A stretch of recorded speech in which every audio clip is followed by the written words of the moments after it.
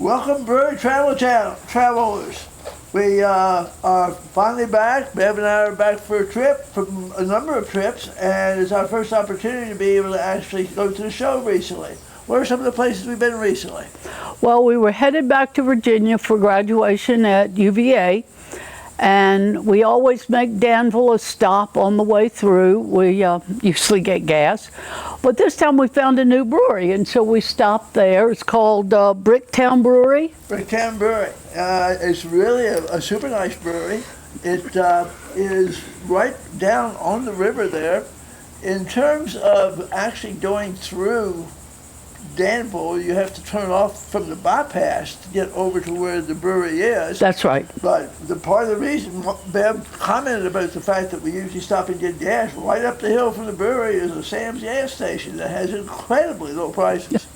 They really do. But the brewery was great. It was, I guess you could say, a town brewery because, I mean, obviously you have to get off of 29, off of the beaten path.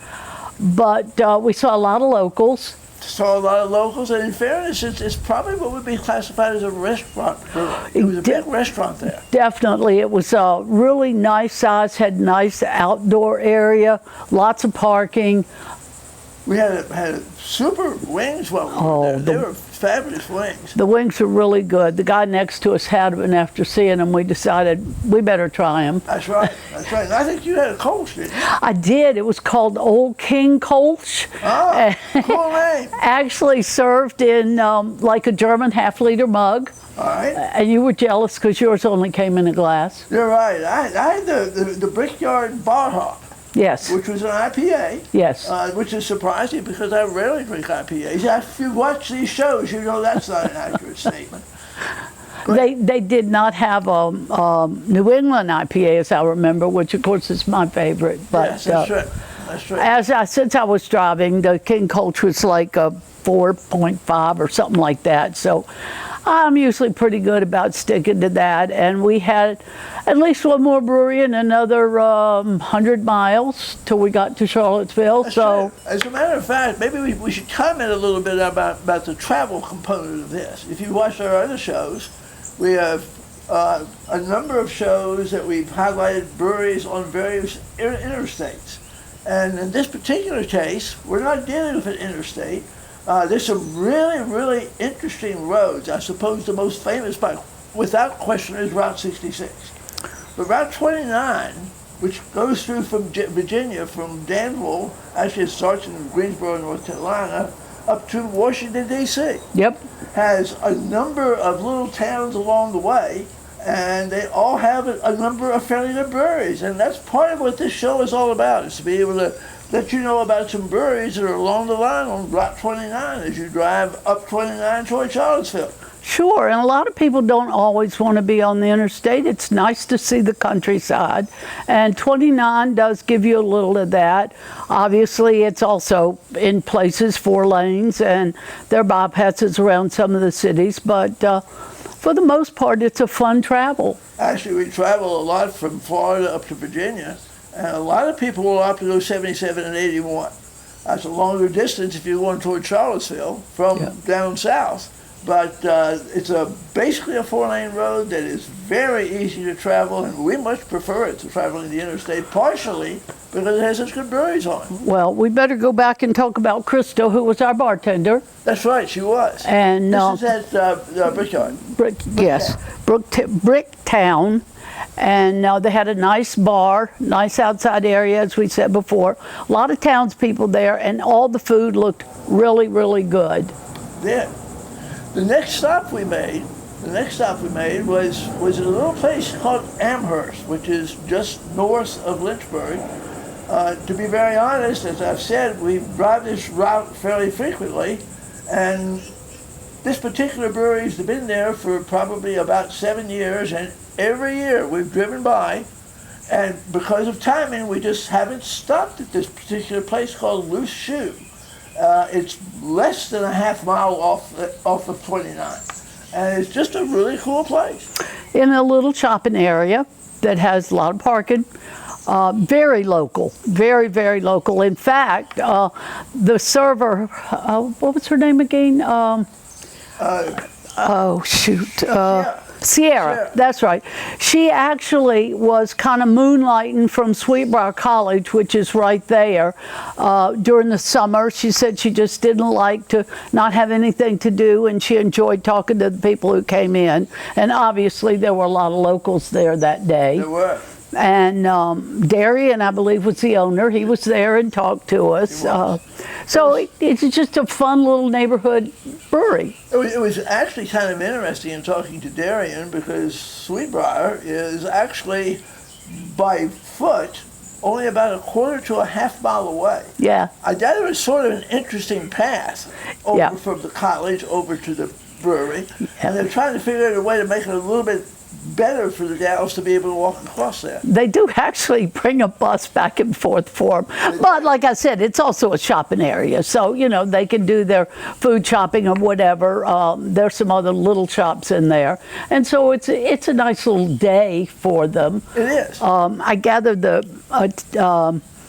entries at Sweetbriar have gone down somewhat since COVID, but to listen to Sierra, they are building back up again. Yes. Another interesting thing about her, and I know this is about beer, but another interesting thing that we found out about from her is her husband actually graduated from Full Sail University in Orlando, Florida. And our grandson is actually going to Full Sail, which we thought was very interesting. And I gather her husband now has an amazing job that he has gotten through working from the college. That's involving a lot of degrees involving games and such on videos, etc. Right. Yes. Well, now tell them a little bit about the beer.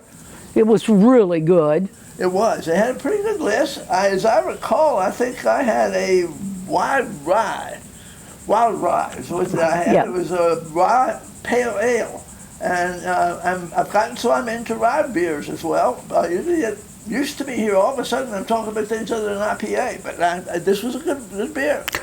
Yeah, I had a taste of yours, but I again went to a Pilsner, I believe it was. I think you did. And that was very good. They had a Vienna lager. They did say they had a black IPA, but they were out. Black Eye, but they were unfortunately out of it, so they got a black eye. We do love black IPAs and black lagers, and we were very disappointed, but not in their beer selection. They had plenty, and it was very, very good. Yes, it certainly was. It certainly was. And all of the decor is horseshoes and horse pictures, and all built around a lot of horseshoes. Their beers are along that line also. Yes, I think mine was Ponytail, as a matter of fact. I think it was. And they actually did have a little outdoor veranda.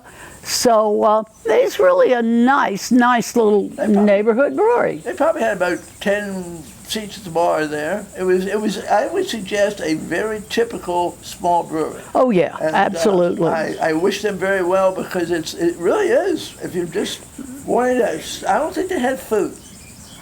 No, I didn't see anything about food. No.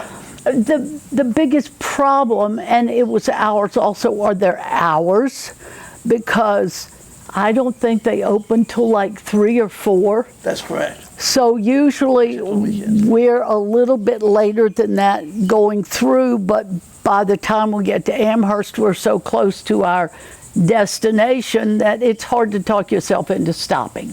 That's true. And when we leave, we're too early to catch them on the way out. So that's why it's truly a neighborhood, but it's also truly worth the stop. After 7 years, we were really, really very happy to finally be able to get a chance to stop there. Absolutely. Now, if we continue on with our discussion about 29, of course, sort of at the end as far as our trips are concerned, our end of our trip usually winds up in Charlottesville, Virginia. Yes. And although we don't have any coverage of those today, we have several previous shows that we've done on Charlottesville and actually Madison area in Virginia, all of which are on 29. And so the result is there's just a lot of breweries up the way there that are really good. Oh, absolutely. As you're going up 29 through Livingston, Blue Mountain Barrel House is maybe a half a mile off of 29. The views there, the beer there, it is just an amazing place. And we have covered that in one of our other shows. So check us out. It's one of the Charlottesville shows. And Rob has now done some playlists, so it's easier to go through and find some of the extra shows. And while we're on that subject, we're glad that you've tuned in to watch the show today. And if you like us, give us a thumbs up on it. If you've got some comments, we would love to have them. We do our best to answer all the comments. Negative, positive, just neutral. It gives us something to work with. You can also let us have information on Instagram. We'll communicate with you that way as well. And don't forget, subscribe. That helps us a lot, and we really do appreciate it. Hope you've enjoyed watching the show and tolerated our little bit of travel information along with the beer information today. I think, as a matter of fact, we're ready to move on to the next show. Yeah. Good travels. Happy day. Take care.